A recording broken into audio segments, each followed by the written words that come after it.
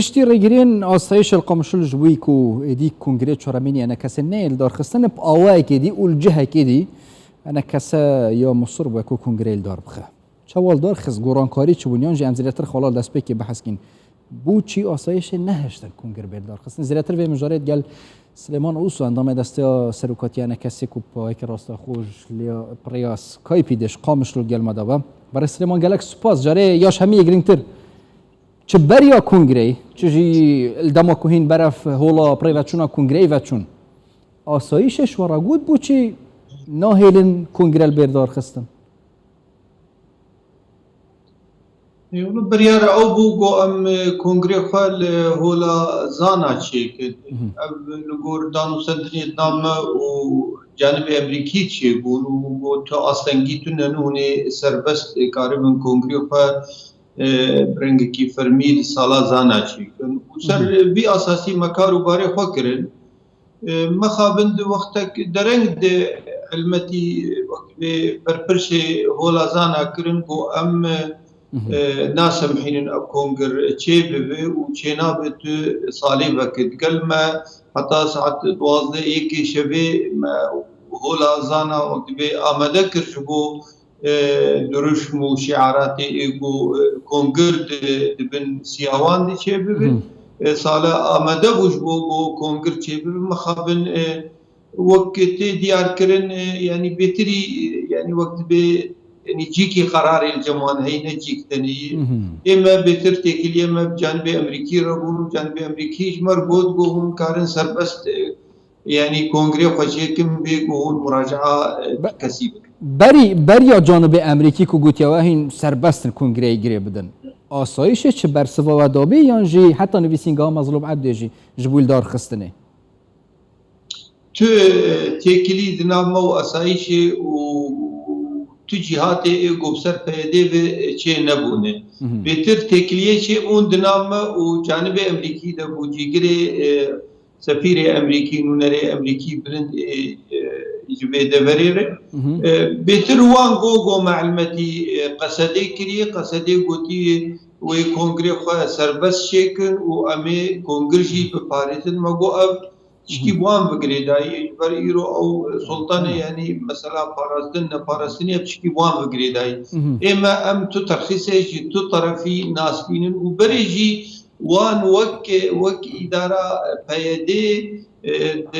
حبدي مها 12 2019 داخيانيك درسستن كو اما ام تريغري البر انجمان اجتماعي كردي ناغرين جبو كارو خباتا ويت حمي وقت بي الياده و برنگكي يعني بيجو ترخيص تو طرفي بسكين كارو باري خو بكون نشاطي خوي سياسي او خفنا تجد بيجي يا صلاة چند بيكو آسایش 2019 حفظی مها 12 2019 بری مفاوضات ایگو دناو موان دیچه ببن يعني نكاهين بيجن حلقات وصل يانجي بيونديا وابجل آسایش نينه امريكي بس اگر يعني وينه بيت درس كرنا ديسا اگر نبا طيبتجي قال بري سليمان اوسو جبوي طيبتجي لتر في مجاري بحسبين ليو جرين كوا کنگره هاتیل دار خستن نکو او پشتی ریگیری دی تمامی انا کسی بریار دای کو کنگره بیت پاش خستن بلکو کنگره هاتیل دار خستن بس گوران کاری چابینه ام دی سافگرین و آلی امریکی آگه دار کرد کو ریگیری لوهات نکرن جالی آسایش و برسف چه بیان بيجمان يعني حتى درنجي شبه أما تكلي خب بعلي أمريكي قط نكر مجوفا رجري هي وقت بمنع لكن إلا هنا بين ترخيص بسكين أو ترسي اتفاق موي وكمرو فهم ذكر إنه أمريكي جي به بيبون بريارة وانا نمات هيلين يعني أمريكي جهتا جو أمريكي اتصالي بير ذكر أمزانن قصده اف بريار خوياي جيكي دندركت يعني جيك بلكي قصدي مستر او اوامري وانجي مسترن يعني مولو فهمكر يعني اما انها يعني داخوياني اما ويدركب يعني انا داخوياني دي كان يدركبت يعني بيانا ام بيجين كونغري يعني جماعه بروسيس ويبيجم برا سليمان كونغري هاتل دار خستن يانجي حساب نابت كونغري افيك وافريكاتي كانوا باش امي بيا شلو بكن يعني اما وك انا كسي مع اعتبار كر انه ما كونغري خل دار خست اعلان كونغر وفان اسایشی گوبسر پیاده و هاتن برنگکی تشوت او كونجر منع كرن عكسي وقت بي سوزي قدو ايواري دان بوني سربس كونجري خشيكن نهشتن ام لصالا زانا جي شيكن ونهشتن ام لهولا خجي شيكن هولا يعني مكتبك مكاتب انجمانان اجتماعي كردي يعني موضوع نه موضوع صالا زانا بو جهتك رسمي او جيكي فرمي بو قوتن انه قهون يعني خلقي او داوينكن امر بمرهي ام اعتقالات بكن وام برنجا كيدن تعاملي بكن بربيك ما اعلان كرج اندامي كونغر مسباسيا وانكر مقوم اعتبار دكن وكونغري خوشيكر دور اليات وشوين بو امچاوا كارو باري كونغر استكمال بكن ابيا جمر دمينه ام سرودنين وام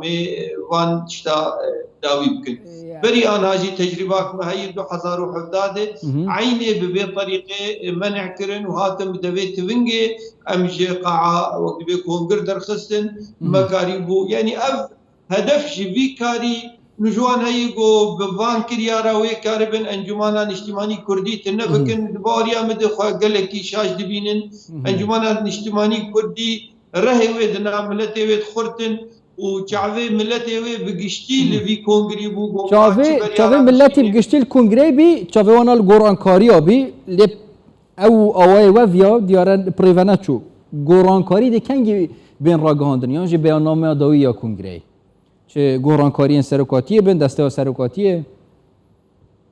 اما وك تصريحك داخليانيه كي انا بشتي يعني مدشان راغاندني كرك انا دركبي يا بشتي 5 دقيقه دركبي متى دايخ يعني كرم بشرنجي